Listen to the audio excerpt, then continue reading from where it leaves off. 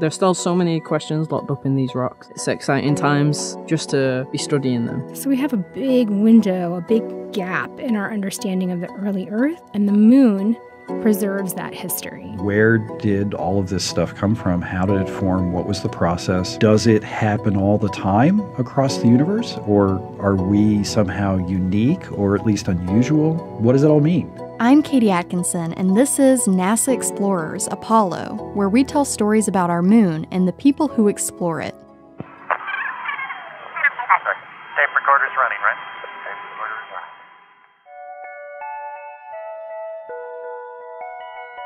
When astronauts traveled to the moon, they explored its mysterious surface. Look at that soil. It's all cake looking in it. Yeah, it is. Okay. Let me get the soil before you start whacking, okay? Oh, yeah. Very good. They collected bits of soil, rock, and dust to bring back to Earth. And they were pretty excited about it. Oh, hey! There is orange soil. Well, don't move it till I see it. It's all over. Orange! Don't move it till I see it. Each sample was carefully harvested and preserved so that scientists of the future could learn more about the past. Inside of those samples, rich stories about the age of our moon and clues about its history. Natalie Curran is one of the keepers of these tiny, precious artifacts. She's been thinking about Apollo since she was a kid. I think it was my uncle that brought me back. He went to Kennedy Space Center and he brought me a pack of postcards with all images from Apollo 11. They went all up around my wall when I was a child, and ever since I've always wanted to do something with space. These days, Natalie calls herself a lazy astronaut. The moon rocks come to her instead of the other way around. Natalie is a NASA postdoctoral fellow and a planetary scientist who spends her days with Apollo samples. I'm currently working in our MNGRL lab, which stands for Mid-Atlantic Noble Gas Research Lab, which is here at NASA Goddard. Natalie focuses specifically on samples from Apollo 16, which she looks at to learn more about the formation of the surface of our moon.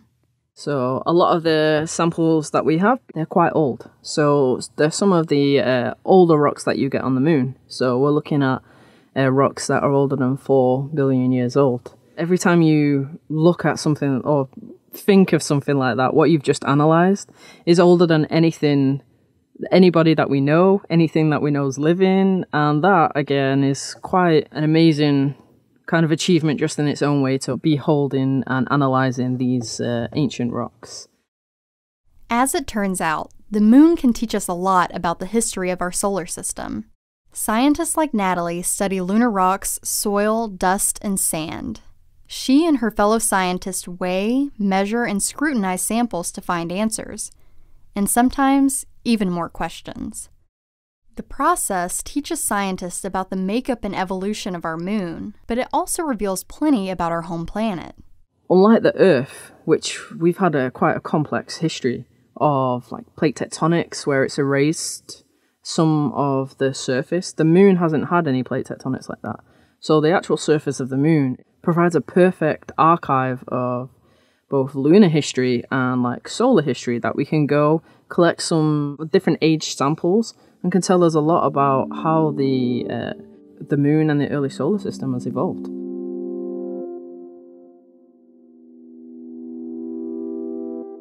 The moon goes farther back in our past than we can on the Earth. The Earth and the moon formed together at about the same time, 4.5 billion years ago. It's a really long time ago.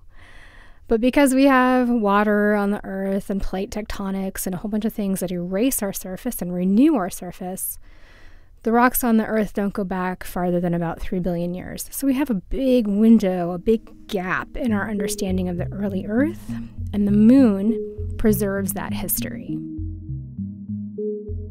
That's Barbara Cohen. She started and leads the MNGRL lab. Her team studies noble gases to learn more about the age of the lunar samples. And those gases are interesting to us because they help us tell when that rock was made and how it was made and what processes it underwent. So we are trying to understand the geology of another planet through its rocks. And we use those gases to trace the processes that it went through on another planet. The element potassium decays over time to the element argon, which is a noble gas. And so we look at the ratio of potassium to argon in the rock, and we say how much potassium was there to begin with, and how much has decayed to the element argon over time. And that's a little clock inside the rock. While scientists like Natalie and Barbara are interested in lunar and solar history, NASA's astrochemists, like Jamie L. Silla, want to know what these samples can tell them about the origins of life. A lot of times what I'm doing is working in a lab with meteorites or other extraterrestrial samples, including the lunar soil samples that we've worked with. And I will take these samples, grind them up into a powder, seal them up in a vial with water, and heat them and basically make meteorite tea or lunar tea out of them. I'm pulling out the soluble compounds. And I try and understand how these chemical compounds formed and evolved and were distributed in the early solar system. Okay. Let me get the soil before you start whacking, okay? Oh, yeah. I'm very grateful for the scientists who had the foresight to archive these samples and for the curators who kept them all this time in a state that was ready for us to be able to look at. It didn't, as a kid, seem like something spectacular to me. It was just part of history. But now when I get to handle these lunar samples in the lab and I stop and think about what it took to bring these back to Earth and where they've been and what the history of these samples is, sometimes I'm working in the lab and I just stop and I'm just overwhelmed by this amazement. Each sample, carefully cultivated by lunar explorers, reveals more about the moon and planet Earth. There's still so many questions locked up in these rocks that it's exciting times just to be studying them, yeah. Barbara, Natalie, and Jamie will have the opportunity to keep learning about our moon very soon. They were recently selected to open up and study never-before-seen Apollo samples. Who knows what they'll uncover in the future?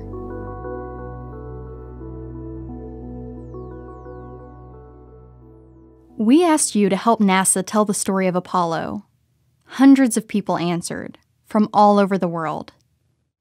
Here's what Sophie, a 13-year-old from Greece, had to say. Hi, I am 13 years old. I am from Greece and I live in Athens. I am very interested in space exploration and I would like to become an astrophysicist. Even though I was not born when the first humans walked on the moon, the Apollo program means a lot to me.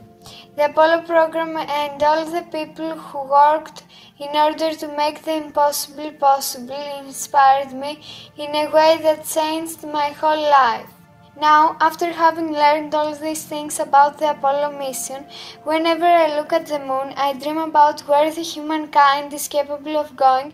When I think of the moon, I feel wonder and admiration because of the fact that humans have been there and because of the fact that this act has inspired hundreds of thousands of people, including me myself. Furthermore, whenever I think of the moon, I think that humans are now able, after so many years of space exploration, to make a step further of the moon to Mars and who knows, in few years, maybe even further to the interstellar space. I believe that the Apollo program made it clear that the sky isn't the limit. What do you remember about Apollo? Or what space exploration do you hope to see in your lifetime? We want to hear your Apollo stories. Visit nasa.gov/Apollo stories to learn how to get involved. Very good. This is the only long-term information that we have from the surface of the moon. I don't think the search for data is over with. Where did all of this stuff come from? How did it form? What was the process? Does it happen all the time across the universe? Or are we somehow unique or at least unusual? What does it all mean?